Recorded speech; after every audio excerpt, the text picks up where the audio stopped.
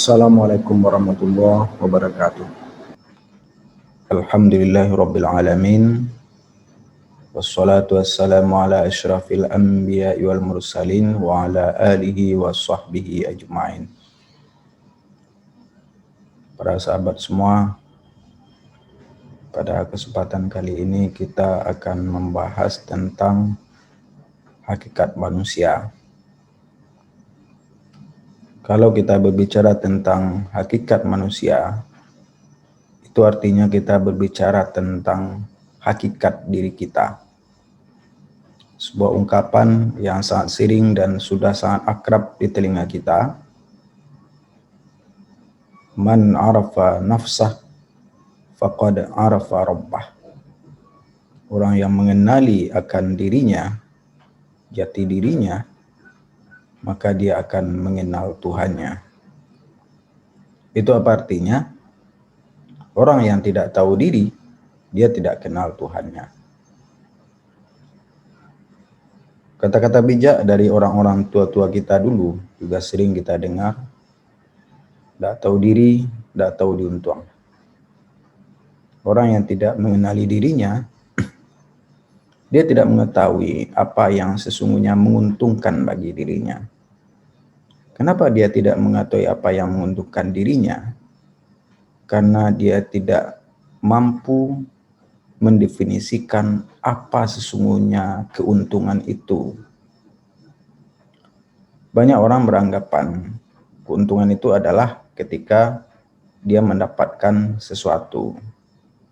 Padahal keuntungan itu sesungguhnya adalah sesuatu yang membawa kemaslahatan untuk dirinya, dan dia mampu pula menghadirkan maslahat untuk kehidupannya.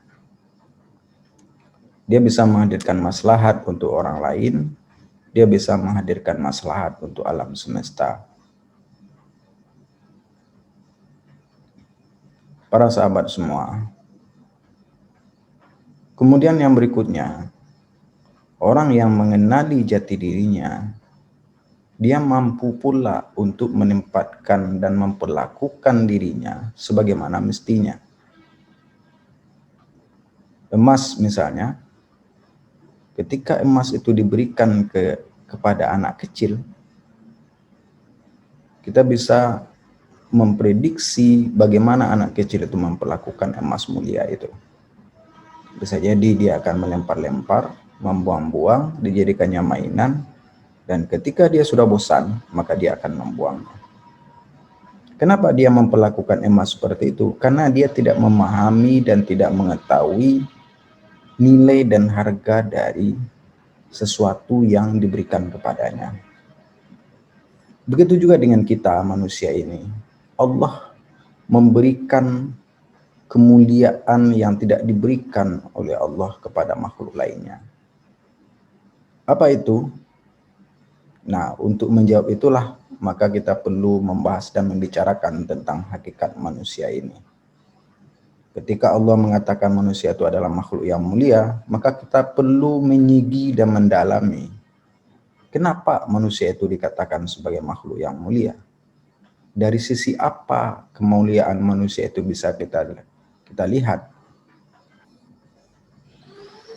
Allah mengingatkan kita bahwa kemuliaan seorang manusia itu tidak dilihat dari jumlah harta bendanya, tidak dilihat dari rupa dan bentuknya, tetapi dilihat dari ketakwaannya.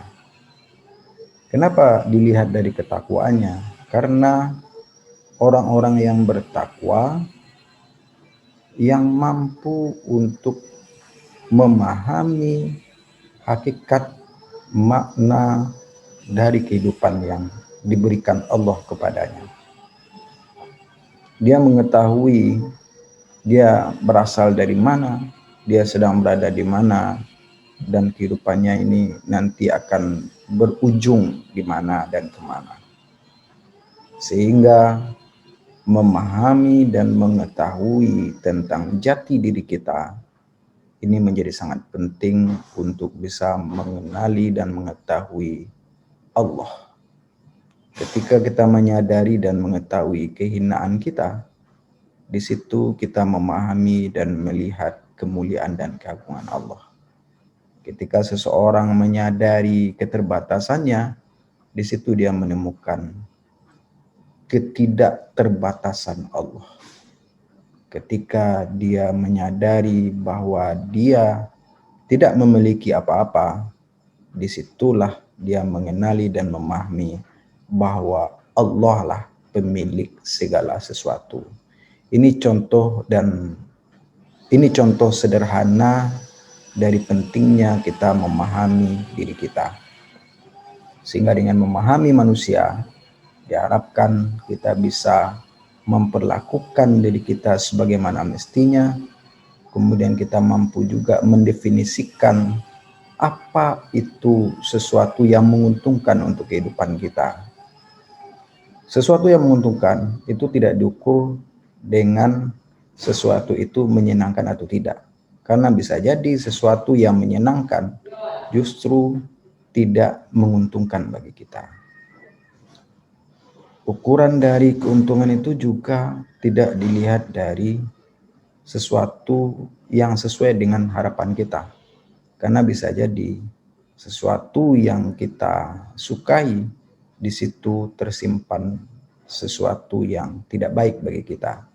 Seperti yang disyaratkan oleh Allah di dalam Al-Quran, wa asa an takrahu syai'an wa huwa khairul lakum. Bisa jadi sesuatu yang tidak kamu sukai, tetapi di situ ada kebaikan untukmu. Bisa jadi juga sesuatu yang kamu sukai, justru di situ ada keburukan untuk dirimu. Wa asa an tuhibbu syai'an wa huwa syarrul lakum. Mari kita ikuti uraian dan paparan berikut ini. Ada salah seorang ahli bedah fisikawan Prancis yang bernama Alexis Carrel. Dia menulis satu-satunya jalan untuk mengenal dengan baik siapa manusia adalah dengan merujuk petunjuk ilahi, yaitu zat yang menciptakan manusia itu sendiri. Manusia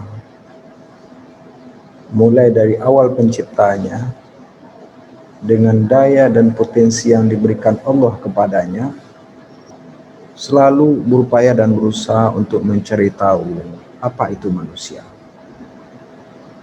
Siapa itu manusia? Dalam konteks ini,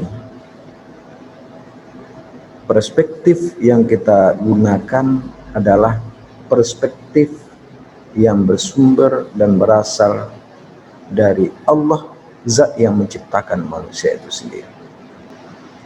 Para sahabat yang beriman, ada beberapa sebutan yang digunakan oleh Allah di dalam Al-Quran untuk menyebut manusia. Ada 3 kelompok kata Allah gunakan untuk menyebut manusia di dalam Al-Quran. Yang pertama, kelompok kata al-bashar. Al-bashar ini ditujukan untuk menjelaskan manusia secara fisik yang bisa nampak, bisa dilihat. Di dalam Al-Quran, kata-kata al-bashar ini kita temukan sebanyak 37 kali pengulangan pada beberapa ayat dan surat. Kelompok kata yang kedua adalah kelompok kata al-insan, an-nas, dan al-unas. Ini satu kelompok kata. Al-insan, an-nas, dan al-unas ini ditujukan untuk menjelaskan manusia, baik dia secara fisik maupun secara psikis. Dan kata-kata ini bisa kita temukan di dalam Al-Quran sebanyak 18 kali pengulangan. Kelompok kata yang ketiga adalah sebutan Bani Adam. Bani Adam ini digambarkan sebagai makhluk yang istimewa dibandingkan dengan makhluk yang lain. Dan kita bisa menemukannya di dalam Al-Quran sebanyak 7 kali pengulangan. Para sahabat, mari kita coba lihat satu persatu 3 kelompok kata yang digunakan Allah di dalam Al-Quran ini. Yang pertama, Al-Bashar. Al-Bashar ini pada mulanya berarti penampakan sesuatu dengan baik dan indah. Ibnu Barjah dan Al-Lais ini mengartikannya sebagai kulit luar atau permukaan kulit pada wajah dan tubuh manusia. Nah, dari makna ini, maka kemudian Al-Bashar ini bisa kita artikan sebutan yang digunakan Allah untuk menyebut manusia secara fisik. Kata mubasyarah misalnya, ini pada mulanya diartikan dengan al-watta atau al-jima. Ini salah satu contoh penggunaan kata bashar yang digunakan Allah untuk menyebut manusia di dalam Al-Quran. Dapat kita temukan dalam surat Shad, surat yang ke-38 ayat yang ke-71. A'udzu billahi minasyaitonir rajim. Bismillahirrahmanirrahim. Idz qala rabbuka lil malaikati inni khaliqum basharam min tin. Ketika Allah berfirman kepada para malaikat, sesungguhnya inni khaliqum basharam min tin. Sesungguhnya aku menciptakan manusia dari tanah. Kemudian di dalam surah Al-Kahfi, surat yang ke-18 ayat 110, kita juga bisa menemukan penggunaan kata al-bashar untuk menyebut manusia ini. Qul innama ana basharum mithlukum yuha ilayya annama ilahukum ilahu wahid faman kana yarju liqa rabbih falyamal amalan salihah wala yusyrik bi'ibadati rabbih ahada. Katakanlah wahai Muhammad, bahwasanya aku adalah manusia, basyarum mithlukum, manusia sebagaimana halnya kamu.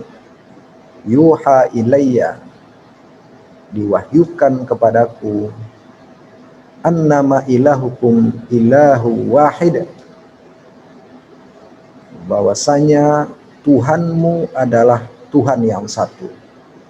Faman kana yarju liqa'a rabbih, barang siapa yang berharap berjumpa dengan Tuhannya, falyamal amalan salihah wala yusyrik bi'ibadati rabbih ahada. Maka hendaklah dia, barang siapa yang ingin berjumpa dengan Tuhannya, maka hendaklah dia beramal dengan amalan yang saleh, wala yusyrik bi'ibadati rabbih ahada. Dan janganlah dia mempersyirikatkan Allah dalam peribadatan kepada Tuhannya dengan sesuatu apapun jua. Para sahabat semua, dalam ayat ini Allah menegaskan kepada baginda Nabi Muhammad SAW untuk menyampaikan kepada manusia bahwa sesungguhnya Muhammad, aku, kata baginda Nabi, adalah manusia sebagaimana halnya kamu. Manusia dalam pengertian di sini adalah manusia secara biologis, secara fisik, yang antara Nabi dengan kita itu tidak ada bedanya, sama saja. Nabi butuh makan secara fisik, sama kita juga membutuhkan makanan. Kita butuh makan, butuh minum, butuh beristirahat, dan lain sebagainya. Nah, dalam konteks ini tidak ada perbedaan antara kemanusiaan kita dengan baginda Nabi. Cuma yang membedakan kita dengan baginda Nabi adalah yuha ilayya annama ilahukum ilahu wahid. Kepada Nabi Allah mewahyukan, sesungguhnya Tuhanmu, Tuhan kita adalah Tuhan yang satu. Dan barang siapa yang ingin bertemu dengan Tuhannya, bertemu dengan rahmatnya, bertemu dengan pertolongannya, bertemu dengan perlindungannya, bertemu dengan kasih sayangnya, dengan berbagai keutamaan dan keistimewaan, bertemu dengan kekuatan, bertemu dengan daya yang senantiasa kita membutuhkan, daya, kekuatan, pertolongan, perlindungan dari Allah, maka kuncinya adalah falyamal amalan sholihah. Maka hendaklah kita beramal dengan amalan yang baik, tindakan, aktivitas yang baik. Ini menjadi salah satu kunci untuk kita bisa berjumpa dengan pertolongan Allah, berjumpa dengan kasih sayang Allah, berjumpa dengan perlindungan Allah. Satu lagi, wala yusyrik bi ibadati rabbih ahada. Dan jangan kita memperserikatkan Allah dalam peribadatan kepadanya dengan sesuatu apapun. Memperserikatkan Allah dalam peribadatan kepadanya, di antaranya adalah dengan ria misalnya, atau dengan satu tujuan dan maksud yang bukan untuk mengharapkan rahmat, ridha, dan keampunan. Dalam arti kata, kita dituntut untuk beramal dengan amalan yang soleh, kemudian ikhlas dalam semua aktivitas dan tindakan kita.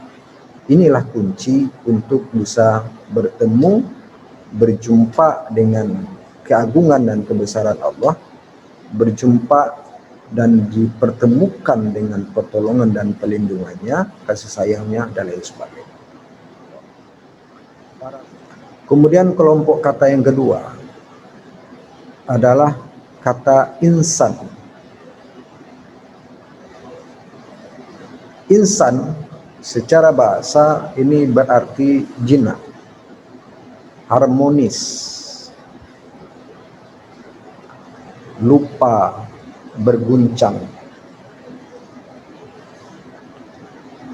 Kata insan ini dimaksudkan untuk menyebut manusia secara utuh, totalitas, jasmani dan rohaninya. Para ulama sebagian menjelaskan bahwa kata insan ini tidak terambil dari kata uns, yang berarti keintiman atau keakraban.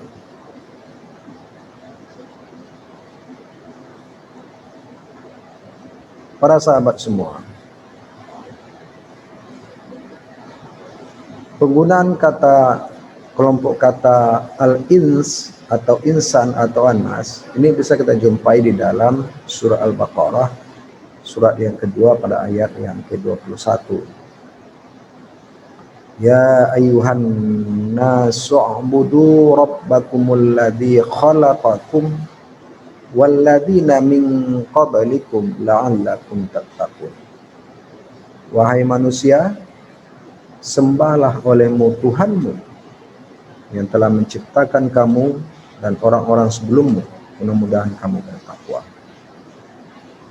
Nah, an-nas yang dimasukkan di dalam ayat ini adalah kita manusia totalitas, jasmani dan rohani. Sehingga di dalam beribadah kepada Allah, yang dituntut itu bukan cuma ibadah fisik. Yang dituntut itu bukan cuma ibadah mengingat saja misalnya, tetapi beribadah secara totalitas, jasmani dan rohani. Itulah makanya misalnya ketika kita melakukan ibadah sholat misalnya, maka dalam konteks ibadah sholat ini ada kategori rukun yang disebut dengan rukun fi'li, berupa perbuatan dia, berupa tindakan. Ada yang disebut dengan rukun qauli, berupa ucapan. Ada yang disebut dengan rukun qalbi, menghadirkan hati, kekusukan dalam semua aktivitas ibadah. Nah, sholat kita lakukan, kita dituntut untuk melaksanakannya secara fisik, berupa berdiri, ruku, sujud, dan lain sebagainya.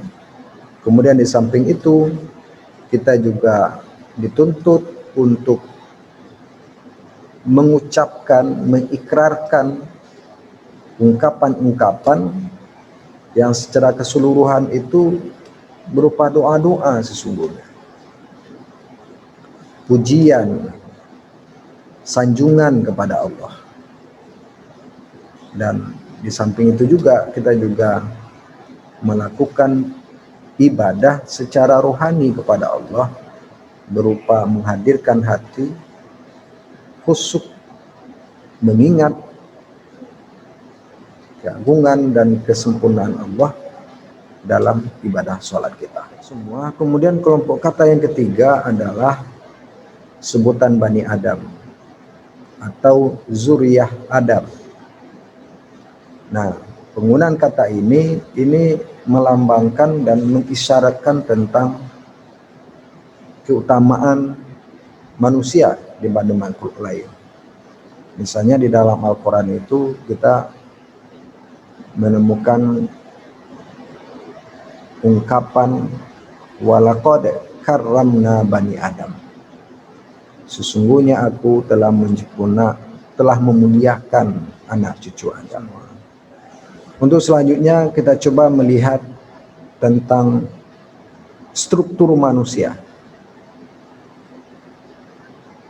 Tadi kita sudah membahas tentang manusia dari sisi penyebutan di dalam Al-Quran,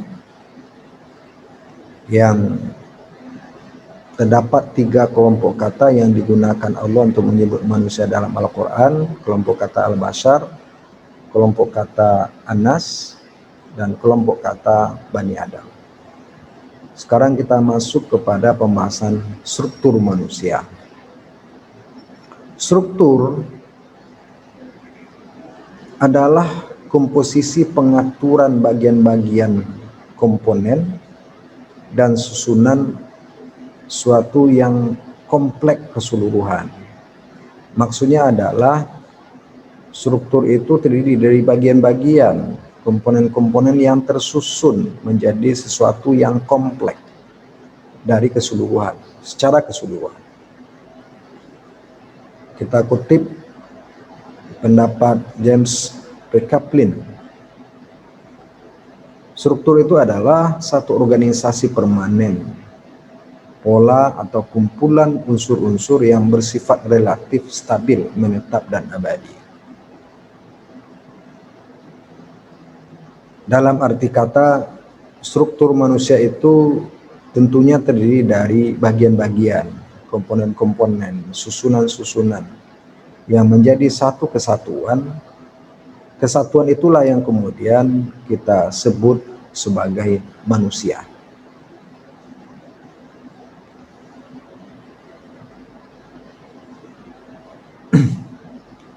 Para ulama pada umumnya menyebut manusia itu atau menjelaskan manusia itu terdiri dari jasad dan ruh. Jasad itu adalah bagian diri kita yang bisa dilihat, yang unsur-unsurnya itu terdiri dari berbagai unsur jasmani. Kemudian unsur yang kedua adalah ruh. Kesatuan antara jasad dan ruh inilah yang kemudian kita sebut sebagai manusia. Ruh ini dipandang sama dengan an-nafs karena memiliki substansi yang hakikinya itu sama. Pada bagian berikutnya kita akan coba jelaskan apa itu ruh, apa itu nafs. Kenapa ruh dan an-nafs ini dianggap sama? Karena memiliki substansi yang juga sama. Abdul Mujib mengutip Khairuddin Az-Zarqali yang menyebut struktur manusia itu terdiri dari unsur fisik, al-jasad atau biologis, kemudian unsur psikis, ar-ruh, psikologis atau psikis, kemudian unsur psikofisik, an-nafs, sebagai satu sinergi antara jasad dan ruh. An-nafs ini merupakan satu sebutan yang menjelaskan adanya sinergi antara jasad dengan ruh.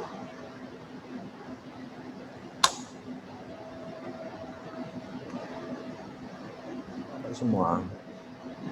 Berikutnya kita akan coba melihat tentang penciptaan manusia.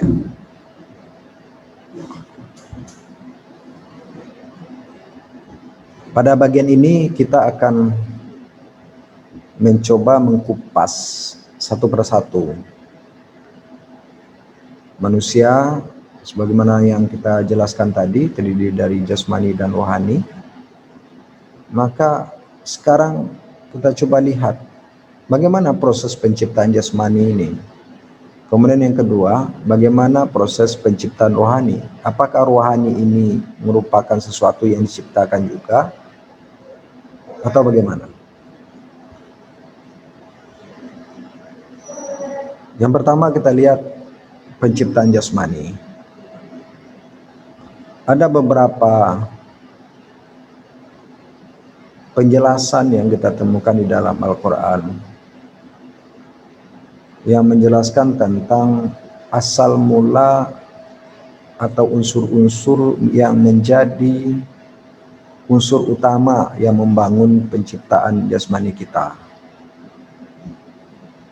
Di dalam Al-Quran misalnya kita temukan kata atau sebutan turab yang berarti tanah.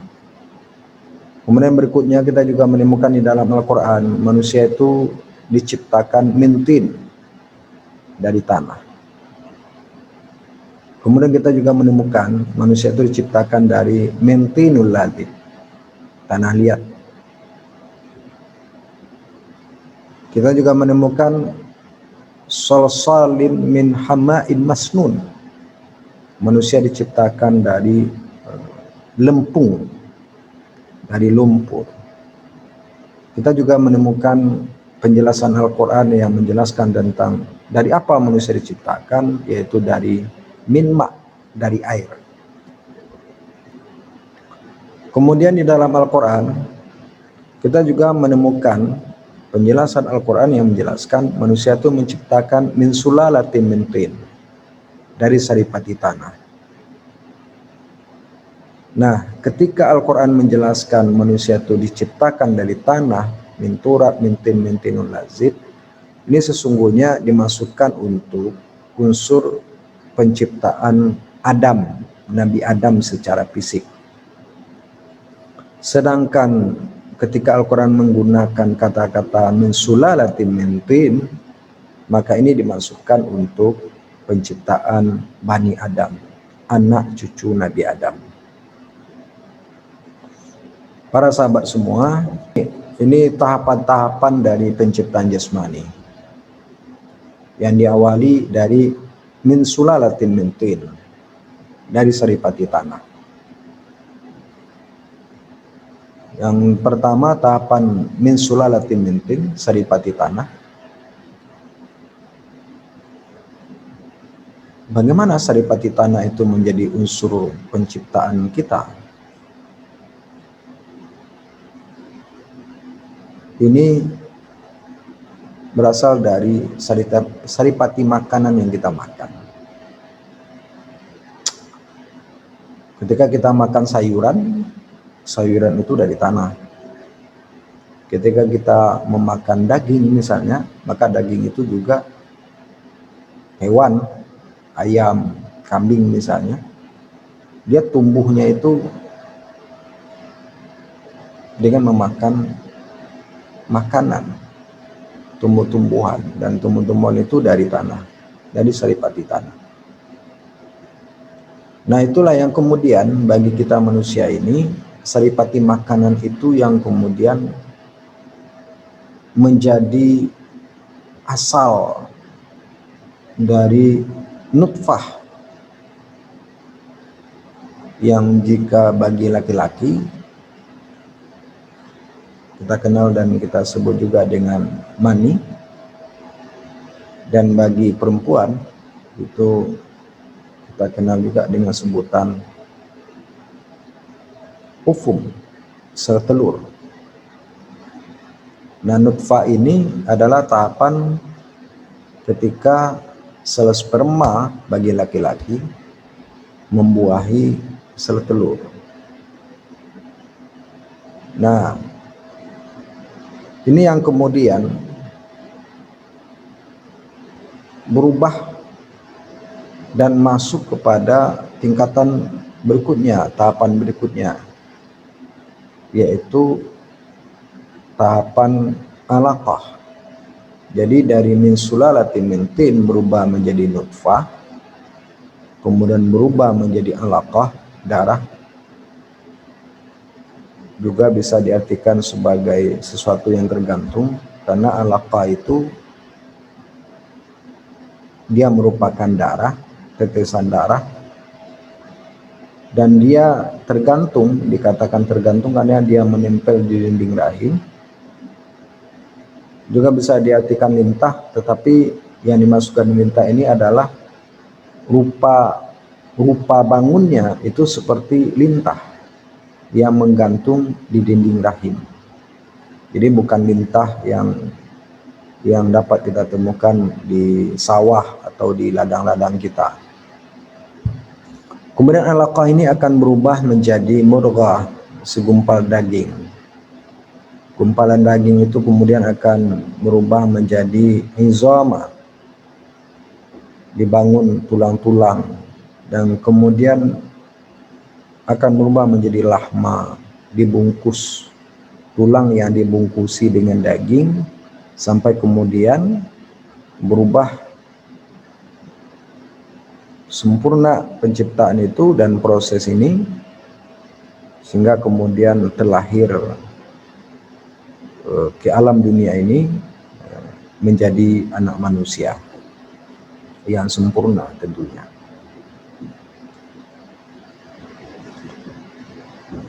Para sahabat semua, kita bisa jumpai ini di dalam surat Al-Mu'minun. Penjelasan Allah tentang tahapan-tahapan penciptaan yang barusan kita jelaskan. Kemudian kita masuk kepada pembahasan berikutnya tentang penciptaan rohani. Apakah rohani ini sesuatu yang diciptakan atau bagaimana? Di dalam surah Al-A'raf ayat 172 sampai 173, kata ruh itu sendiri kita temukan di dalam Al-Quran sebanyak 21 kali pengulangan. Ini kita bisa jumpai di dalam surah Al-Isra, surat ke-17 pada surat ke-17 ayat ke-85. Wa yas'alunaka 'anir ruh qulir ruh min amri rabbi fama utitum minal ilmi illa qalila. Kemudian dalam surah Sajadah kita juga menemukan firman Allah, alladzi ahsana kulla syai'in khalaqahu wa bada'a khalqal insan min tin thumma ja'ala naslahu min sulalatin min ma'im mahin thumma sawwahu wa nafakha fihi min ruhihi wa ja'ala lakumus sam'a wal absara wal afidah qalilam ma tashkurun. Di dalam surah Sajadah ini dijelaskan Allah yang telah membaikkan segala sesuatu dalam penciptaannya. Dia memulai penciptaan manusia dari tanah, Nabi Adam. Kemudian tsumma ja'ala naslahu min sulalatin min ma'in mahin. Kemudian Allah jadikan keturunannya dari saripati tanah, min ma'in mahin, dari air yang hina. Tsumma sawwahu. Kemudian Allah sempurnakan penciptaannya, wa nafakha fihi min ruhihi. Kemudian Allah tiupkan padanya min ruhihi, dari ruhnya. Wa ja'ala lakumus sam'a wal absar. Allah jadikan untukmu pendengaran dan penglihatan. Wal afidah, hati. Qalilam ma tashkurun. Sayangnya sangat sedikit di antara kita yang mampu bersyukur. Para sahabat semua, ayat ini menjelaskan tentang apa dan bagaimana ruh itu. Apakah dia diciptakan atau ditiupkan. Di dalam ayat ini Allah menegaskan bahwa nanti manusia akan bertanya kepadamu, wahai Muhammad, kata Allah, tentang ruh. Maka jawablah, ruh itu adalah merupakan urusan Tuhanku. Dan kepada kita tidak diberikan oleh Allah ilmu dan pengetahuan tentang ruh kecuali sedikit saja. Jadi ruh itu merupakan rahasia Allah.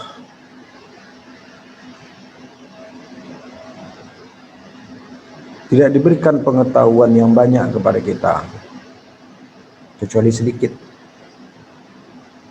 Nah, pengetahuan yang sedikit inilah yang kita perlukan sesungguhnya untuk memahami tentang apa dan bagaimana ruh itu. Dan pada surah Sajadah dijelaskan bahwa ruh itu bukan sesuatu yang diciptakan, tetapi sesuatu yang ditiupkan oleh Allah kepada janin yang sudah layak untuk mendapatkan peniupan dari ruh yang ditiupkan Allah.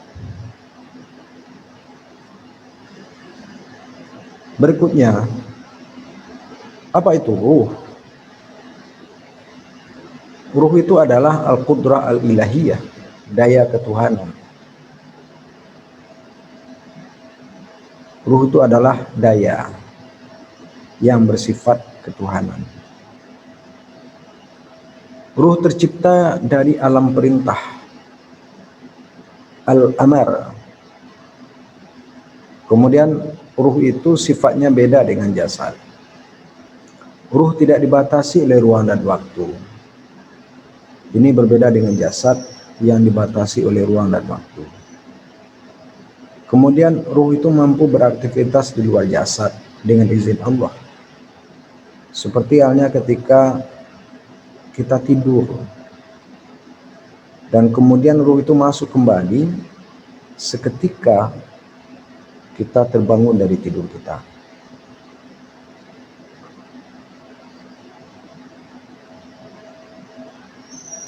Apa contohnya? Ruh ini bisa beraktivitas di luar jasad. Ya misalnya ketika kita tidur, kemudian kita bermimpi, kita berada pada satu tempat secara fisik, tetapi kita bermimpi berada pada satu daerah yang lain. Dan dalam mimpi kita itu, kita beraktivitas di daerah itu. Kita bisa bayangkan kita berada di daerah A, kemudian dalam mimpi kita beraktivitas dan berada di daerah B. Dan ketika kita terbangun, baru kemudian kita menyadari bahwa kita bermimpi sedang berada di satu tempat dan di satu daerah yang berbeda dengan keberadaan fisik kita yang sesungguhnya. Kemudian yang berikutnya, ruh itu sudah ada sebelum tubuh atau jasad kita ada. Berikutnya, kematian jasad itu tidak berarti matinya ruh. Yang mati itu adalah jasad. Ruh tidak ada matinya. Ruh itu ditiupkan kepada jasad ketika jasad tersebut sudah siap untuk menerimanya. Kapan itu jasad kita dianggap sudah siap untuk menerimanya? Kalau kita melihat penjelasan dari hadis Nabi, itu sekitar berumur 4 bulan di dalam kandungan. Ini penjelasan hadis Nabi tentang kapan itu ruh itu ditiupkan. Sesungguhnya seseorang di antara kalian diciptakan dalam perut ibumu 40 hari dalam bentuk nutfah, kemudian 40 hari menjadi alaqah, kemudian 40 hari lagi menjadi mudghah. Kemudian Allah menyuruh malaikat untuk menuliskan 4 perkara, yaitu tentang amal rezeki, ajal, celaka atau bahagianya, kemudian ruh ditiupkan kepadanya. 40 hari dalam bentuk nutfah, kemudian 40 hari lagi berupa alaqah, 80 hari, kemudian 40 hari lagi berupa mudghah, 120 hari. 120 hari itu artinya 4 bulan.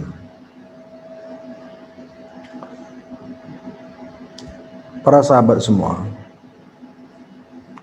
Imam Al-Ghazali menjelaskan tentang apa yang terjadi ketika kita tidur. Menurut Al-Ghazali, tidur itu merupakan tertahannya ruh dari dunia lahir untuk menuju dunia batin. Aktivitas batin ini yang kemudian kita kenal sebagai mimpi. Yang membedakan kondisi tidur dengan mati itu adalah ketika tidur, jasad manusia itu istirahat dan ruhnya tetap tertahan, namun mampu beraktivitas melampaui dimensi jasadnya. Ruh itu memiliki natur ruhaniyah yang multidimensi. Dia tidak dibatasi oleh ruang dan waktu. Seterusnya, aktivitas ruh itu akan serta-merta kembali kepada jasad ketika kita terbangun. Kenapa ruh itu bisa kembali? Karena al-hayat atau daya hidup jasad kita itu masih ada. Sedangkan mati itu daya hayat jasad hilang sehingga ruh terlepas dari jasad kita selama-lamanya.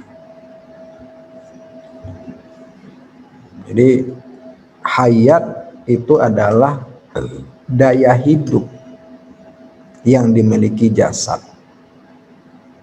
Ketika daya hidup atau al-hayatnya jasad kita hilang, maka itu dengan sendirinya ruh itu akan keluar dari jasad kita dan dia tidak akan kembali lagi ke jasad kita. Dia pergi untuk selama-lamanya. Nah, sekarang kita coba melihat tentang ruh dan nafs. Sebagaimana telah sempat kita singgung pada bagian awal. Apa itu ruh dalam kaitannya dengan nafs? Menurut Ikhwan as-Sofa, Imam Al-Ghazali dan umumnya para filosof, ruh dan nafs itu substansinya sama, cuma berbeda dalam penyebutan. Tapi ada juga kemudian para ulama yang berpendapat ruh dan nafs itu berbeda. Para sahabat semua, di dalam surat Al-An'am, surat yang ke-6 ayat 183, di sini Allah menjelaskan dan kita bisa menjumpai tentang penggunaan kata nafs. Walau tara idzil zalimuna fi ghamaratil maut wal malaikatu basitu aydihim akhriju anfusakum. Alangkah dahsyatnya sekiranya kamu melihat di waktu orang-orang yang zalim berada dalam tekanan-tekanan sakratul maut. Sedangkan para malaikat memukul dengan tangannya sambil berkata, keluarkanlah nyawamu atau ruhmu. Ibnu Qayyim al-Jauziyah menjelaskan kepada kita bahwa nafs yang terdapat di dalam Al-Quran sesungguhnya tidak disebutkan untuk substansinya sendiri, sedangkan ruh itu disebut untuk menjelaskan substansinya sendiri. Artinya nafs dia tidak memiliki makna substansial yang menjelaskan tentang substansi dirinya, tetapi ruh itu menjelaskan tentang substansinya sendiri. Kemudian Ibnu Qayyim juga menjelaskan bahwa nafs itu memiliki sifat tanah, aqiliyah, memiliki sifat api, an-nariyah, sedangkan ruh dia bersifat seperti cahaya, an-nuriyah dan ruhani. Nafs bersifat kemanusiaan, an-nasutiyah, sedangkan ruh dia bersifat ketuhanan, al-lahutiyah. Ruh dia bersifat ketuhanan, sedangkan nafs ini sebutan yang digunakan untuk menyebut ketika ruh sudah ditiupkan ke dalam jasad kita. Ketika dia belum ditiupkan, dia disebut dengan ruh. Ketika dia sudah ditiupkan ke jasad kita, maka dia disebut dengan nafs. Sehingga di dalam Al-Quran, kata-kata sebutan-sebutan nafs itu sangat banyak kita temukan. Kullu nafs za'iqatul maut. Setiap diri, setiap jiwa akan merasakan mati. Jadi nafsu atau nafs ini bukan diartikan hasrat, bukan diartikan keinginan. Tetapi nafs ini berarti diri. Atau sering juga kita dengar diartikan oleh para ulama dengan jiwa. Nafs adalah ruh yang sudah ditiupkan ke jasad. Itu intinya. Adanya unsur tanah dalam penciptaan jasmani, maka menjadikan manusia itu selalu dipengaruhi oleh kekuatan material alam. Sama halnya dengan makhluk lain. Makanya manusia itu dia membutuhkan makan, membutuhkan minum, membutuhkan hubungan seksual, dan lain sebagainya.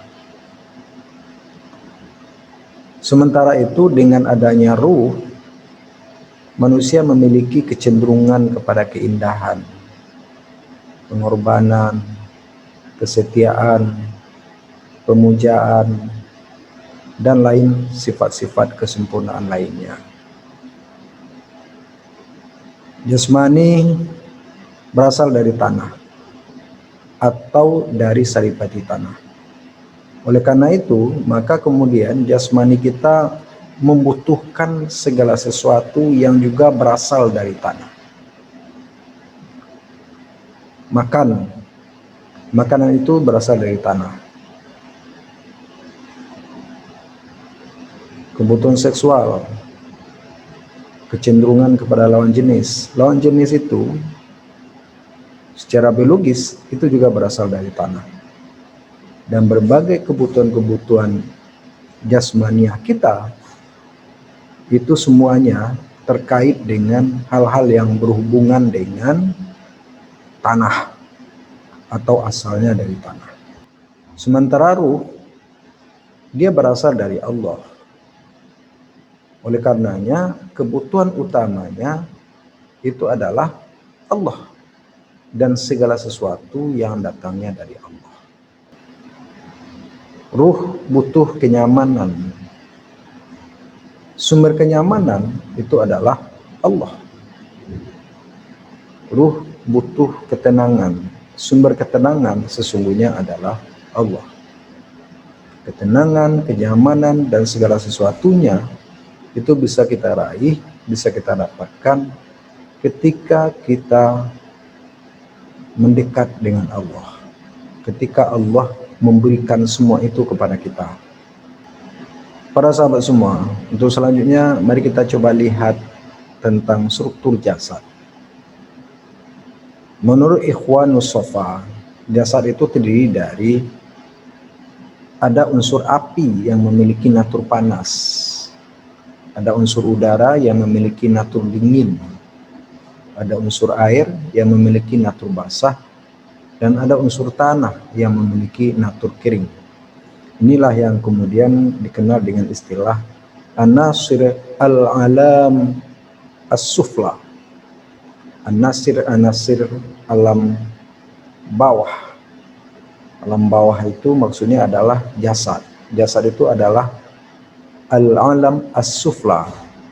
Ruh itu adalah sesuatu yang al-a'la, sesuatu yang tinggi.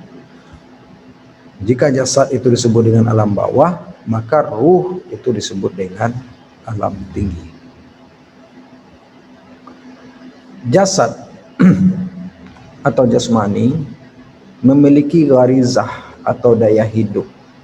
Ini yang dikenal dan yang disebut dengan al-hayah. Jadi al-hayah itu adalah daya, tenaga, energi, atau vitalitas hidup yang dimiliki, yang diberikan kepada manusia, yang oleh karenanya kita manusia ini hidup. Tanpa adanya daya atau energi vitalitas hidup, maka jasad kita itu disebut dengan mati. Jadi mati itu adalah hilangnya daya hidup pada diri manusia. Hayah atau daya hidup itu sangat bergantung kepada adanya susunan sel, berfungsinya fungsi-fungsi kelenjar, alat pencernaan, tersusunnya dengan baik susunan saraf-saraf sentral, dan lain sebagainya. Ketika susunan sel ini rusak atau sel-sel ini rusak, fungsi-fungsi kelenjar kehilangan fungsinya, alat-alat pencernaan tidak berfungsi, susunan saraf sentral kita mengalami kerusakan dan lain sebagainya, maka ini menyebabkan daya hidup atau energi atau vitalitas hidup kita menjadi hilang. Nah, ketika kerusakan-kerusakan ini fatal, inilah yang kemudian menjadikan jasad kita kehilangan daya hidup, kehilangan hayah, atau mati. Daya hidup atau hayah pada diri manusia itu mulai adanya itu semenjak adanya sel-sel seks pria atau sel sperma, dan kalau pada wanita sel telur atau ovum. Jadi sel sperma, sel telur itu sudah memiliki daya hidup. Ketika sel-sel ini tidak memiliki daya hidup, maka dia tidak akan bisa tumbuh dan berkembang. Nyawa bagi sebagian kalangan ini disamakan dengan al-hayah. Dengan demikian, al-hayah itu berbeda dia dengan ruh. Nyawa atau al-hayah ini dimiliki oleh tumbuh-tumbuhan dan hewan serta manusia. Sedangkan ruh itu cuma dimiliki oleh manusia. Kematian atau hilangnya al-hayat itu tidak berarti kematian ruh. Sebab ruh dia akan selalu hidup sebelum dan sesudah adanya jasad. Daya hidup pada jasad ini memiliki batas, dan ini yang disebut dengan ajal.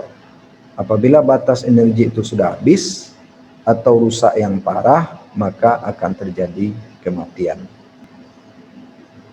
Kata kunci yang bisa kita garis bawahi pada kalimat ini adalah apabila batas energi, apabila jasad kita, sel-sel yang menjadi pembangun dari tubuh kita mengalami kerusakan, dan kerusakan-kerusakan itu parah, maka dengan sendirinya daya hidup itu akan habis. Dan ketika daya hidup itu habis, maka akan terjadi kematian. Kerusakan-kerusakan sel yang menjadi penyebab hilangnya daya hidup dan lain sebagainya itu tadi, itu bisa kita alami oleh manusia ini dalam dua bentuk. Yang pertama, kerusakan sel atau hilangnya fungsi-fungsi sel, fungsi kelenjar dan lain sebagainya berlangsung secara alamiah. Dan ada juga yang berlangsung secara insiden. Yang berlangsung secara alamiah misalnya terjadinya penuaan pada diri kita. Dengan bertambahnya usia, maka dengan sendirinya secara bertahap terbuka peluang untuk mengalami kerusakan-kerusakan. Semakin tua, maka sel-sel yang dimiliki, yang kita miliki, itu akan semakin mengalami berbagai kerusakan-kerusakan, kehilangan fungsi-fungsinya dan segala macam. Jika di waktu muda kulit kita bagus, baik, maka dengan bertambahnya usia, karena adanya kerusakan-kerusakan sel, kulit itu kemudian berubah menjadi keriput. Begitu juga dengan sel-sel yang menjadi pembangun dari organ-organ tubuh kita. Secara bertahap akan terjadi pengurangan fungsinya dan kehilangan fungsinya. Ketika muda kita mampu berlari cepat, berjalan cepat, mengangkat sesuatu yang berat, maka dengan bertambahnya usia, karena sel-sel tubuh kita banyak yang rusak, fungsinya kemudian berkurang dan menurun, maka daya itu melemah dia. Maka tidak ada orang yang semakin tua semakin kuat.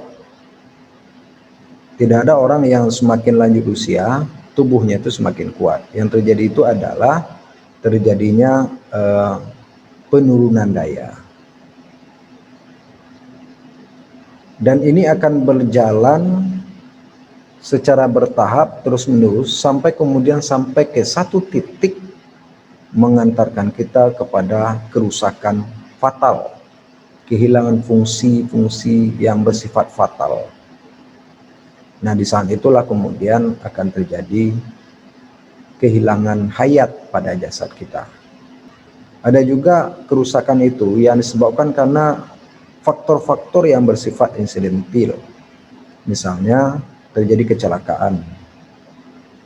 Ketika terjadi kecelakaan, kita ditabrak mobil misalnya, kemudian ada kerusakan organ-organ tubuh kita.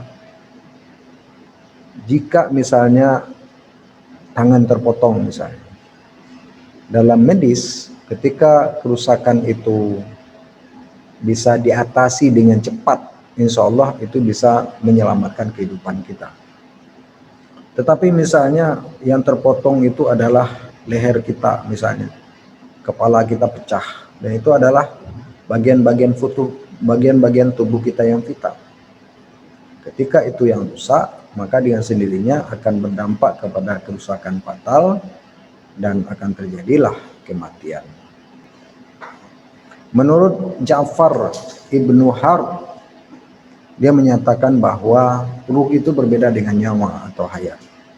Sebab hayat itu bersifat arat, sifat. Sedangkan ruh dia bersifat jauhar, substantif. Dalam surah Al-Munafiqun, surat ke-63 ayat 11, di situ kita menemukan firman Allah, "Walai yu'akhirallahu nafsan idza jaa ajaluha wallahu khabirum bima ta'malun." Allah sekali-kali tidak akan menangguhkan kematian seseorang apabila datang waktu kematiannya, dan Allah Maha mengetahui apa yang kamu kerjakan. Yang dimaksud dengan waktu kematian ini adalah waktu di mana sel-sel tubuh kita, fungsi-fungsi kelenjar kita, sistem pencernaan kita, sistem saraf sentral kita tidak lagi berfungsi sebagaimana mestinya. Terjadi kerusakan-kerusakan. Maka di saat itu kematian akan datang. Sekarang kita masuk untuk membicarakan tentang struktur ruh atau nafs. Secara garis besar, struktur ruh itu atau nafs itu terdiri dari 3, yaitu kalbu, akal, dan hawa. Kalbu kita temukan di dalam Al-Quran itu sebanyak 132 kali pengulangan dalam 126 surat. Menurut Imam Al-Ghazali, kalbu itu terdiri dari 2 aspek. Yang pertama aspek jasmani, atau disebut juga dengan kalbu jasmani, yaitu daging yang berbentuk seperti jantung pisang. Dia terletak di dalam rongga dada kita sebelah kiri. Ini adalah kalbu jasmani. Yang kedua kalbu rohani, yaitu sesuatu yang halus, sesuatu yang latif, bersifat rabbani dan rohani. Kalbu jasmani ini di dalam kajian-kajian para ulama dimaksudkan untuk menyebut jantung. Jadi kalbu jasmani itu sama dengan jantung, bukan liver. Sementara kalbu rohani ini disebut dengan hati dalam pengertian batin. Kalbu dalam pengertian rohani hanya dimiliki oleh manusia. Kalbu dalam pengertian rohani inilah yang menjadi pusat kepribadian kita. Kalbu memancarkan keimanan dan keyakinan. Kalbu rohani atau hati yang bersifat batin ini bersifat fitrah. Dia memiliki kecenderungan untuk menerima kebenaran dari Allah. Dia memiliki aspek supra kesadaran bagi kita manusia. Kalbu mencapai puncak pengetahuan itu dengan tazkiyatun nafs, penyucian diri. Dia dapat memperoleh ilham dan kasyaf. Pengetahuan kalbiyah jauh lebih luas dan dalam ketimbang pengetahuan akal. Ini menurut pendapat Imam Qushairi. Kemudian yang kedua, akal. Akal ini kita temukan di dalam Al-Quran sebanyak 49 kali pengulangan. Akal ini berarti menahan, al-imsak. Akal juga berarti ikatan, ar-ribat. Juga berarti menahan, al-hajr. Berarti juga melarang, an-nahi, dan mencegah, man'u. Akal di dalam Al-Quran dan Sunnah diungkap hanya dalam bentuk kata kerja. Misalnya, afala ta'qilun, afala ya'qilun. Nah, itu kan. Ta'qilun, ya'qilun ini dalam bentuk fi'il mudhari'. Akal terbagi dua, akal jasmani yaitu otak, kemudian akal rohani yaitu cahaya rohani, dan daya nafsani yang dipersiapkan untuk memperoleh pengetahuan dan kognisi. Akal memperoleh pengetahuan melalui daya nalar an-nazar, sedangkan tabiat memperoleh pengetahuan melalui daya naluri atau daya alamiah ad-daruriyah. Akal memperoleh pengetahuan melalui daya argumentatif al-istidlaliyah, sedangkan kalbu dia memperoleh pengetahuan melalui cita rasa atau yang kita kenal dengan istilah zauqiyah dan intuisi al-hadisiyah. Kalau kita lihat di dalam Al-Quran, sebagaimana yang kita jelaskan tadi, akal selalu kita temukan dalam bentuk kata kerja. Misalnya di dalam surah Al-Hajj, surat ke-22 ayat 46, di situ kita temukan afalam yasiru fil ardi fatakuna lahum qulubu yaqiluna biha. Maka apakah mereka tidak berjalan di muka bumi lalu mereka mempunyai hati yang dengan itu mereka dapat memahami, atau mempunyai telinga yang dengan itu mereka dapat mendengar? Karena sesungguhnya bukanlah mata itu yang buta, tetapi yang buta itu ialah hati yang terdapat di dalam dada. Menurut Imam Az-Zuhaili, akal ini merupakan aktivitas otak. Menurut pendapat Plato, jiwa rasional bertempat di kepala atau otak manusia. Dengan demikian kita dapat simpulkan akal merupakan aktivitas nafs, namun menggunakan otak jasmani. Jika nafs mengindra menggunakan kalbu, maka pandangannya bersifat rohaniah, rasa dan intuisi. Namun jika nafs mengindra melalui akal, maka pengindraannya tentunya bersifat jasmaniah, yaitu melalui media otak yang karakteristiknya adalah logika rasional. Akal mampu berpikir logika formal pada dunia sadar, tetapi akal tidak akan mampu menangkap sesuatu yang datangnya dari alam supra kesadaran atau alam gaib. Berikutnya, hawa. Hawa adalah dorongan atau potensi nafsani. Hawa ini memiliki dua daya. Yang pertama, al-ghadab. Al-ghadab ini adalah daya menghindar dari segala hal yang membahayakan. Naturnya ini sama seperti halnya binatang buas. Apa natur binatang buas? Menyerang, membunuh, merusak, menyakiti, dan membuat yang lain menderita. Namun jika ini dikelola, maka ia akan menjadi kekuatan yang positif. Tetapi ketika daya al-ghadab, hawa, ini tidak terkelola dengan baik, maka dia akan menjadi daya yang merusak. Kemudian daya hawa ini kita sebut juga dengan asyahwat. Daya asyahwat ini adalah daya yang berpotensi menginduksi diri dengan segala hal yang menyenangkan. Syahwat ini memiliki natur kebinatangan yang jinak sebenarnya, seperti halnya seks. Menurut Ibnu Sina, Indra hawa ada dua, yaitu indra lahir dan indra batin. Indra lahir ini menggunakan indra-indra jasmani kita, sementara indra batin ini menggunakan daya imajinasi pikiran kita. Selanjutnya kita akan masuk untuk membahas tentang tipologi nafs. Nafs al-ammarah, nafs al-lawamah, nafs al-mutmainnah.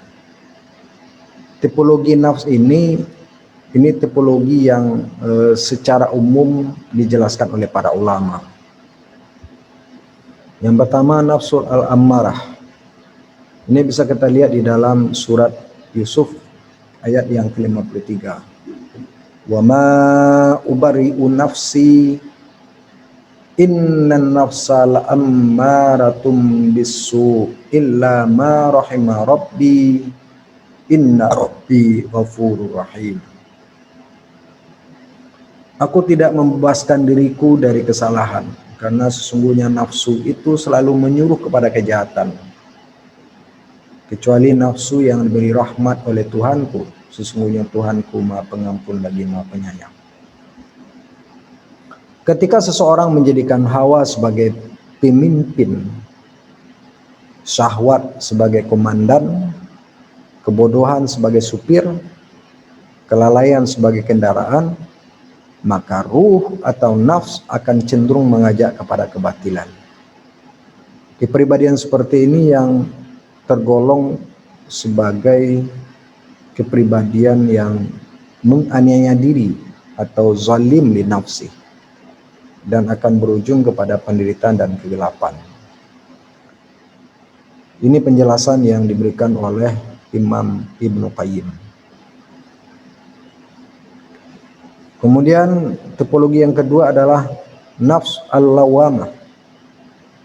Lawamah berasal dari kata-kata at-talum yang berarti at-taraddud, bimbang atau ragu-ragu.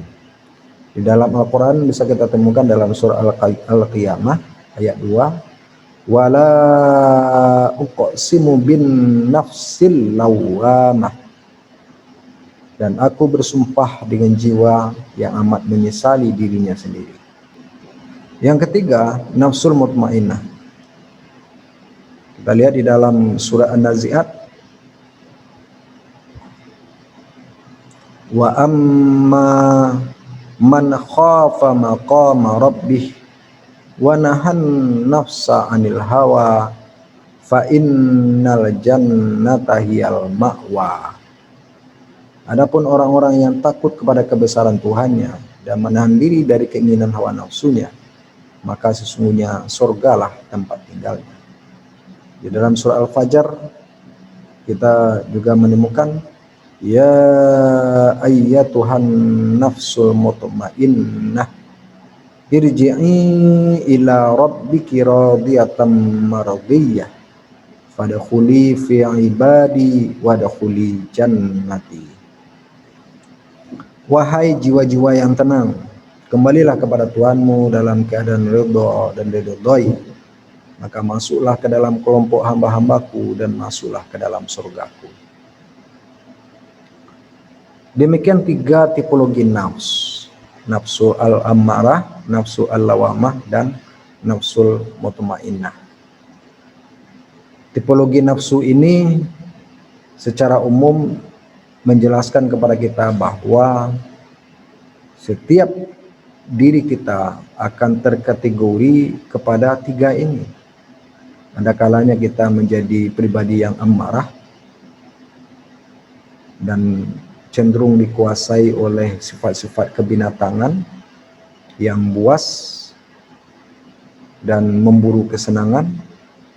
Ada kalanya kita terkategori pribadi yang lawamah, yang selalu dihantui dengan keraguan-raguan dan kebimbangan. Ada kalanya kita menjadi pribadi yang mutmainnah. Dan jika kita ingin memperoleh rahmat dan keampunan dari Allah, tidak ada pilihan bagi kita kecuali menjadikan diri kita menjadi pribadi yang mutmainnah. Bagaimana caranya? Caranya adalah dengan senantiasa menunaikan amanah-amanah penciptaan yang diberikan Allah kepada kita. Menjadi hamba Allah yang baik, beriman dan beramal soleh, dan senantiasa berupaya melakukan berbagai upaya tazkiyatun nafs, pembersihan diri dari berbagai dosa dan kesalahan, baik yang disengaja maupun yang tidak. Selanjutnya, kita masuk ke bagian apa sesungguhnya yang menjadi tujuan hidup bagi kita. Para ulama, misalnya Imam Ar-Raghib Al-Isfahani menjelaskan bahwa tujuan hidup kita sesungguhnya ada 3. Yang pertama beribadah kepada Allah, yang kedua menjadi khalifah di muka bumi, dan yang ketiga memakmurkan bumi sesuai dengan keinginan Allah Subhanahu wa taala.